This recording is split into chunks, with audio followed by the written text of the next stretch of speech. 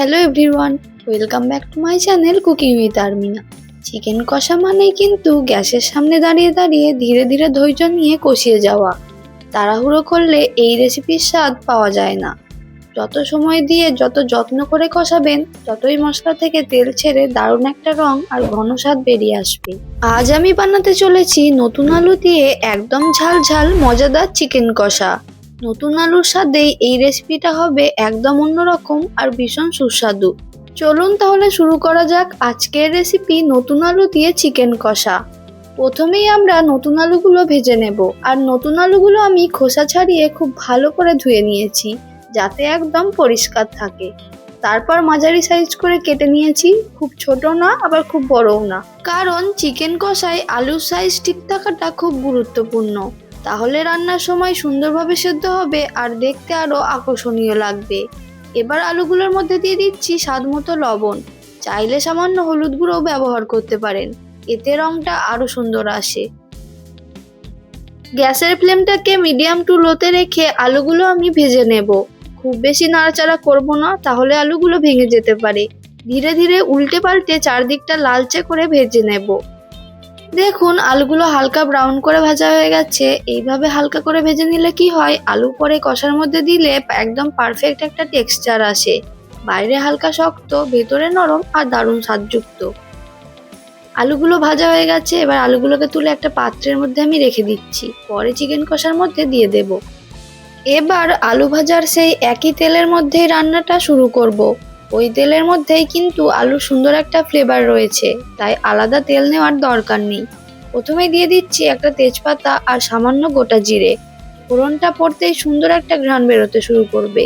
জিরেগুলো যখন হালকা টুকটাক করে ফুটতে থাকবে, তখন বুঝবেন তেলটা একদম রেডি। এবার দিয়ে দিচ্ছি স্লাইস করে কেটে রাখা পেঁয়াজ। এখানে আমি দুটো মিডিয়াম সাইজের পেঁয়াজ ব্যবহার করেছি। পেঁয়াজগুলো দিয়ে ভালো করে নেড়ে তেলের সাথে মিশিয়ে নিচ্ছি। গ্যাসের ফ্লেমটাকে মিডিয়ামে রেখে ধীরে ধীরে পেঁয়াজটা ভাজতে হবে। খুব তাড়াহুড়ো করলে কিন্তু হবে না, কারণ চিকেন কষার রং আর স্বাদ অনেকটাই নির্ভর করে কিন্তু পেঁয়াজ কতটা সুন্দর করে ভাজা হয়েছে তার ওপর। ধীরে ধীরে দেখবেন পেঁয়াজের রং পরিবর্তন হয়ে হালকা সোনালি আর হালকা লালচে ব্রাউন হতে শুরু করছে। এই স্টেজটাই সব থেকে গুরুত্বপূর্ণ, না বেশি পুড়বে না কম কাঁচা থাকবে। ঠিক হালকা ব্রাউন হওয়া পর্যন্ত ভেজে নেব। পেঁয়াজ সুন্দর করে ভাজা হয়ে গেলে এবার দিয়ে দিচ্ছি কাঁচা লঙ্কা কুচি আর টমেটো কুচি। এবার অল্প একটু লবণ দিয়ে ভালো করে একটু মিশিয়ে নেব।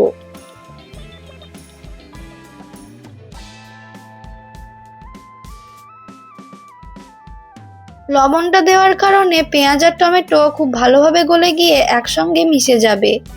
চিকেন দেওয়ার পর গ্যাসের ফ্লেমটাকে বাড়িয়ে খুব ভালোভাবে ভেজে নেব। প্রথমে চিকেন থেকে জল ছাড়বে, তারপর ধীরে ধীরে সেই জল শুকিয়ে মশলার সাথে কষতে শুরু করবে।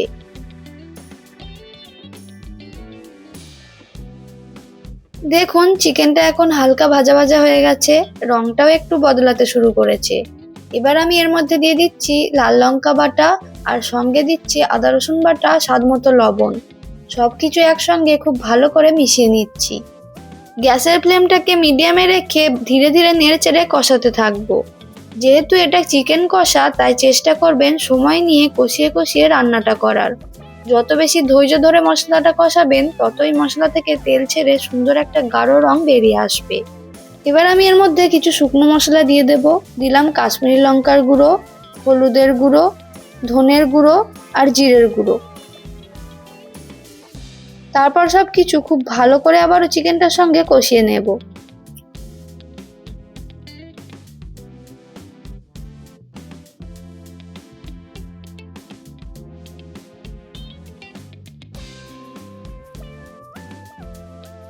দেখুন চিকেনটা এখন খুব ভালো করে কষানো হয়ে গেছে, মশলাটা থেকে সুন্দর করে তেল ছেড়ে দিয়েছে আর রংটাও একদম গাঢ় হয়েছে, ঠিক যেমনটা একটা পারফেক্ট চিকেন কষার হওয়া উচিত। এবার আমি কড়াইটা ঢেকে দিয়ে রান্না করে নেব। আর হ্যাঁ, একটা গুরুত্বপূর্ণ কথা বলি, চিকেনটা কষানোর সময় কিন্তু আমি একদমই আলাদা কোনো জল ব্যবহার করিনি, কারণ চিকেন থেকে যে জল বের হয় সেই জলেই চিকেনটা ধীরে ধীরে সেদ্ধ হয়ে যায়। মাঝে মাঝে ঢাকনা খুলে নেড়ে দেবেন যাতে নিচে লেগে না যায়। ধীরে ধীরে দেখবেন চিকেন একদম নরম হয়ে গেছে আর মশলার সাথে দারুণভাবে মিশে গেছে। এইভাবেই রান্না করলে আসল চিকেন কষার স্বাদ পাওয়া যায়। এখন আমি এর মধ্যে দিয়ে দিচ্ছি আগে থেকে ভালো করে ফেটিয়ে রাখা টক দই। দইটা দেওয়ার আগে ভালো করে ফেটিয়ে নেওয়া খুবই জরুরি।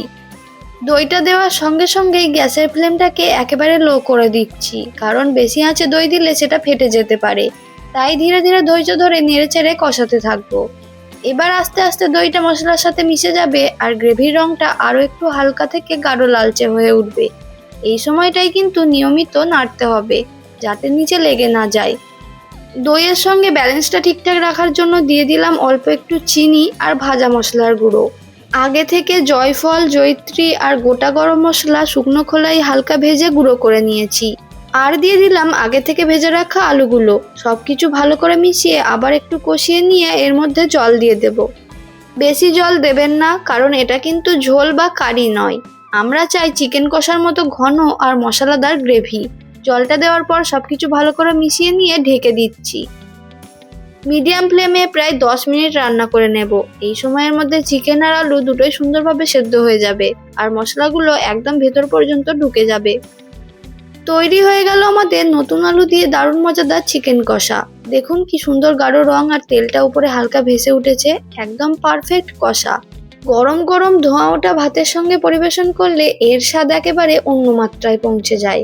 ভাতের ওপর 1 চামচ গ্রেভি, সাথে নরম আলু আর জুসি চিকেন, সত্যি বলছি খেতে একদম বিয়েবাড়ির রান্নার মতো লাগে। পোলাও, রুটি বা পরোটার সাথেও কিন্তু দারুণ জমবে।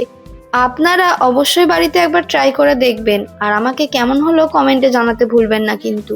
আজকে তাহলে এই পর্যন্তই বিদায় নিচ্ছি। সবাই ভালো থাকবেন, সুস্থ থাকবেন।